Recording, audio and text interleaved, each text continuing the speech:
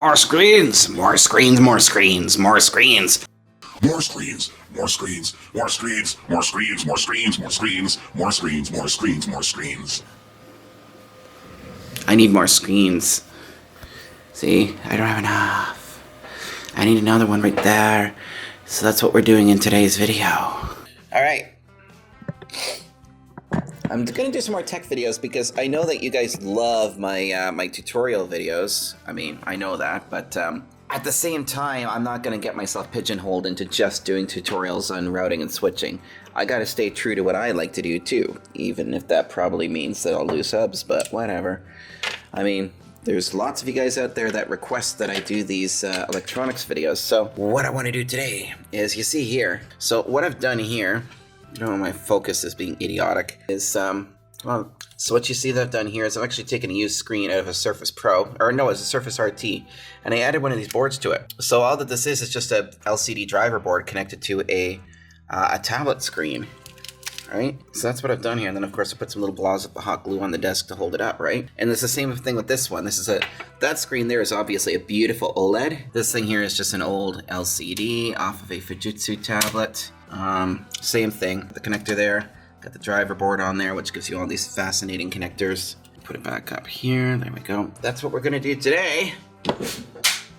Goat, raccoon. Now we can officially start with the meat of the video. Alright, so I'm sure many of you guys do like I do. Keep LCD screens around, like these beautiful Microsoft Surface LCDs that are OLED and really nice pixel density on it. And then some of these older ones like the Fujitsu here. So my intent today was to make this into my 5th monitor, but the problem is that I ordered the wrong fucking board.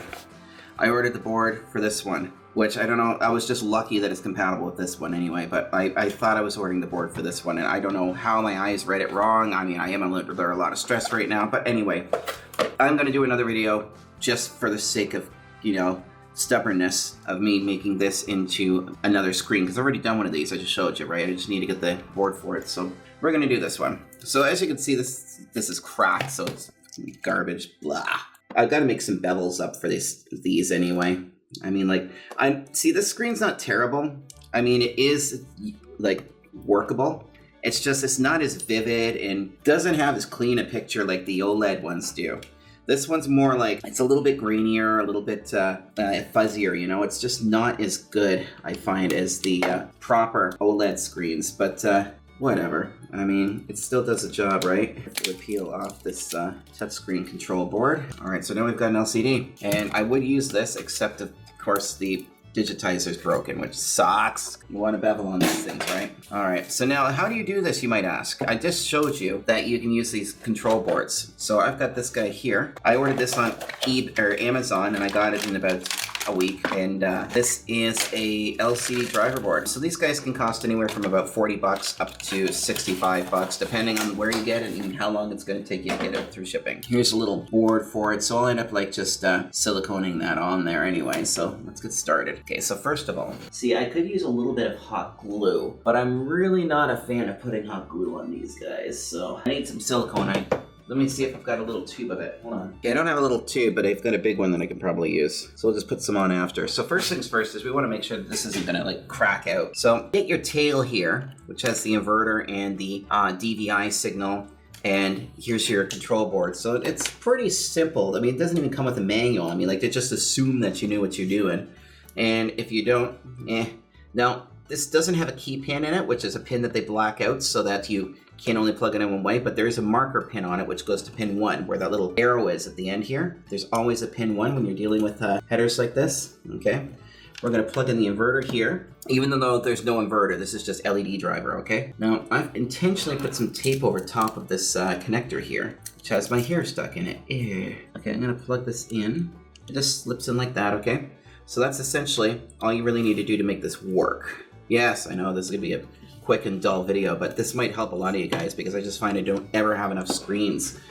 So let's do a test on this guy now. So we'll give it some DC, and this is actually a little 1080p screen. Okay, so here, I'm gonna plug that in. I'm gonna give it some power, and let's see if this makes an idiot out of me. Here we go. I push the power button, and as you can see, it's on. Very, very cool. All right, so we've got our screen. So now I can add this to my screens on my desktop like so. And actually, this one looks better than the other one that's nearly identical to the screen. So I wonder if the driver board that I'm using for the other one just sucks. Something which I do recommend is putting a heatsink on these guys, by the way, because they do get relatively hot, but whatever. All right, so we've tested this, and as you can see, it works fine. It's got a neat little menu system in it. I'm going to reset this back to factory default so I can show you how hellish the fucking menus are on it. Okay, so when you get this thing, it's going to come in Chinese. I mean, that's to be expected because this is probably made in Shenzhen. So when you first boot it up, you're going to see that it's in Chinese, but no big deal. If you go on Google, you can find out what the characters are that represent language. So I'm hitting the menu button, going all the way to the bottom.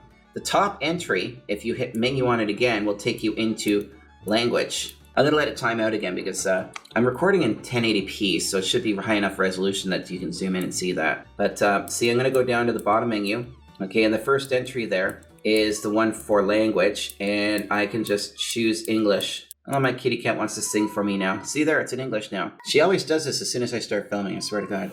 So anyway, this is in English now. It's got an HDMI in, it's got a DVI, a VGA, and then it's got an audio in and an audio out, which is extremely useful.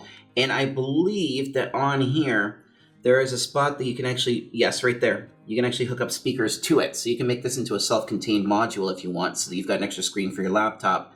I actually built one of these and I put some lithium cells in the back of it. So that I had an extra screen for my laptop when I was traveling and I needed a second screen. So that's the gist and the testing. So now let's go on to the next part here. We're actually going to like assemble it into something. So what I'm going to do here, because I really don't care much about the screen. It's not like it's like mission critical or anything. I just want to make this thing like easy to work with. So I'm going to put a little bit of silicone on here. Now I've learned that I thought I was being clever by putting them on here like this. No bueno, man, because then the cable makes it difficult. So if you put it on sideways, it makes it a lot easier.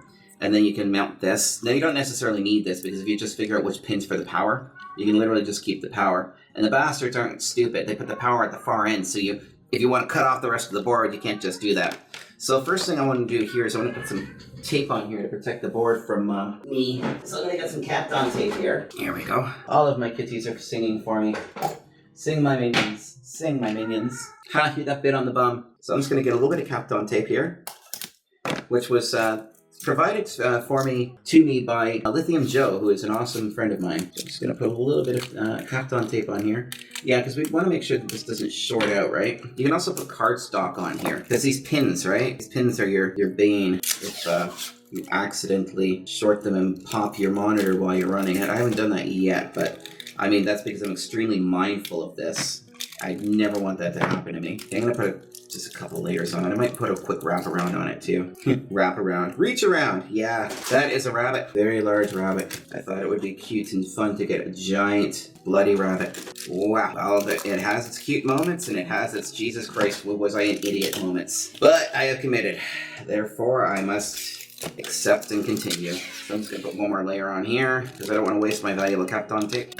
Alright, there we go. So now we've got our Kapton. I've already decided I want to put it like this. I'm going to put some silicone on it now, tape it so it holds it in place, and then eventually I can take the tape off, okay? So we're just going to determine how we're going to put this on here now. So, I think I'm just going to take this off for a minute. Fuck it. Let's put some caulking on here. So I use silicone for a lot of things, actually. It's great, and it has to be real silicone and not that acrylic garbage. Alright, so I'm just gonna... You can put on a lot less if you want, but I mean, like, this is a shitty monitor. It really is a shitty screen, so I mean, like, I really don't care what happens to it. I mean, I just want it to be functional for now. Alright, so we're just gonna pop this on here now. Like shoe. There we go. So that's on there. Now that I've got it in position, I'm gonna put a couple of dabs of hot glue on here just to hold it in place, and I can just peel off the hot glue later. Now, if you're wondering why I didn't put hot glue on here in the first place, it's because hot glue is it's hot, so it will actually damage the backing if I stick it on the backing, whereas silicone is a cold adhesive, so I can literally just stick it on there, I'll be fine, and then a little bit of hot glue will just hold it in place. Oh, I almost forgot to show you something that's really important here. Even though this actually plugs in as a connector, you're going to want to put a piece of Kapton tape over it to hold the connector in place. So, yeah, this is just a usual thing, right? Watch, so that will look like this. I'm just going to take a random piece of Kapton. I'm going to make sure that it goes over both of these surfaces here, like so. Just go like this. This is the important part right in here. I'm just going to run my nail over it like so, give it a little bit of pressure, and then that's going to make sure that these stay married. All right, so that's on there. As soon as this thing heats up, which doesn't take very long, it'll be great, and I can do this. This cable is going to just kill my fucking OCD. I might actually hot glue this one on because it's, no, I'll put a little bit of silicone on it. Now, if I was a little bit more ingenuitive, or if I had more time, or disposable income, I work a lot so that I can have fun, which I don't really do anymore.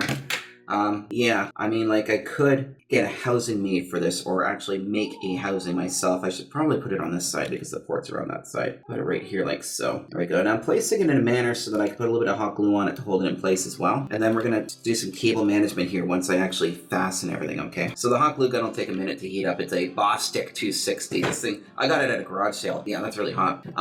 This is the kind of hot glue gun you want. This is no, like, fucking around. This is a real hot glue gun, okay?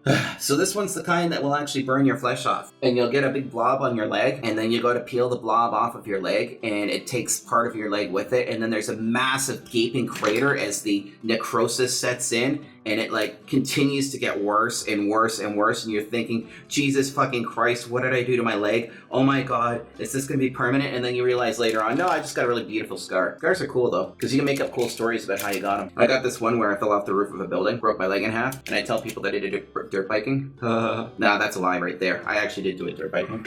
Well, mountain biking, so. I used to do trials. I still want to, and I actually still do have my beautiful bicycle, and I will still ride it all the time. Except I have been very, very busy with building up the business and everything else, which I usually talk about in my videos. I probably should do a blog about the consulting trade, right? Okay, here we go. This is hot enough now. As you can see, the hot snot is flowing. So I'm just going to put a little bit of glue here. This is just to hold it in place, right? Because I don't want much hot glue on here because I don't want to damage the screen. So this is literally just to hold it in place. So I'm trying to put it in areas that are not going to cause problems, preferably on metal.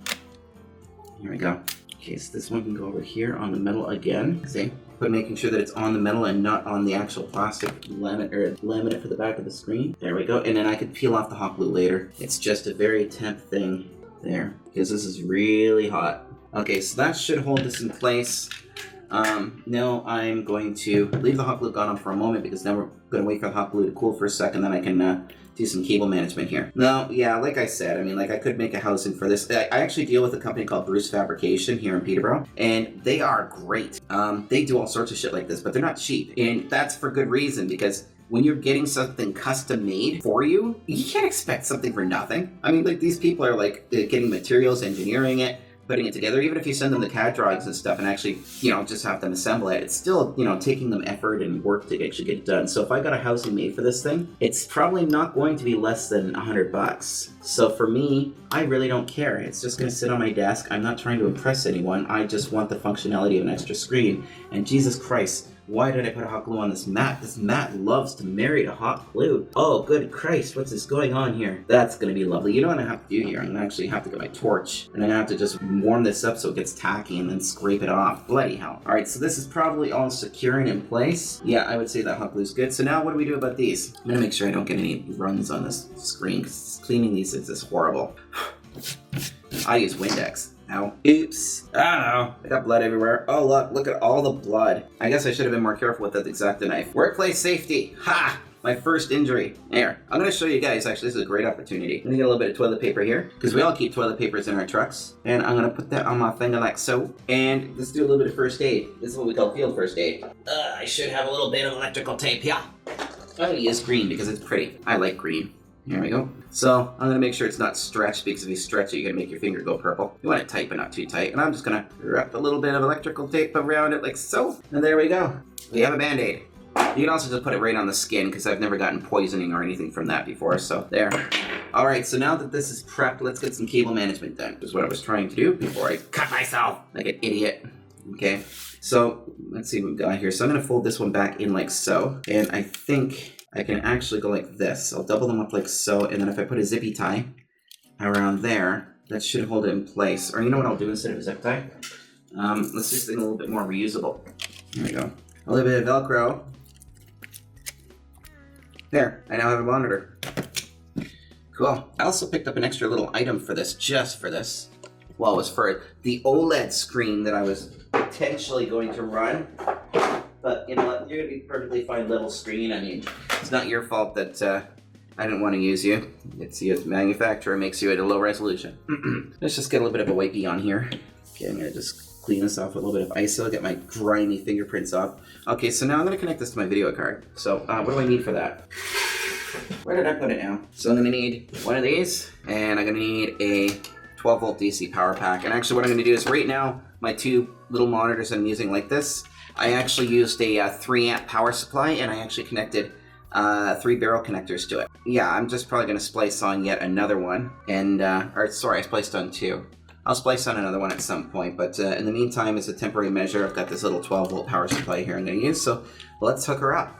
Let's turn the screen on now and get her signed in. Yeah, there we go. Oh, that's not a bad cable. Ooh, it's not detecting the screen. Yeah, let's see. That's probably why. Troubleshooting done right, maybe. Well, it seems that we've got a bit of an issue here. I think the screen resolution's wrong. Yeah, see, this is the fiddly part right here, is getting the HDMI cable, which are always thick as fucking hell. There. So now I can go up to my screen here. I could do an OBS, but there's really no point. So I'm gonna click on the screen now. I'm gonna set its resolution to 1920 by 1080 like it should be. There we go. We now have more screens. Ha ha ha. So now I need to go up to the top here, and I need to actually position this one appropriately. So I'm gonna go like this. This is really gonna make things hell when I'm doing 1024 captures on my screen. I might actually have to do that on a different computer now. Apply. Yay! I have a lot of screens. That's what I wanted. Oh yeah, now let's change it back to a nice pretty background. Yeah, that's depressing. There, that's my favorite place in the summertime over at my friend's place. There we go, we're all set. I now have 3 monitors here to work with, which is exactly what I've needed. And then one big one up top, because my big one actually turns into like technically 4 monitors, because I can break it up into quadrants. So there's the video for today, guys. I hope you enjoyed. And don't forget to like and subscribe. And if you find that you like the channel and you want to help out, join us on our Patreon. So thanks for watching, guys. I hope that this video was insightful. Ciao.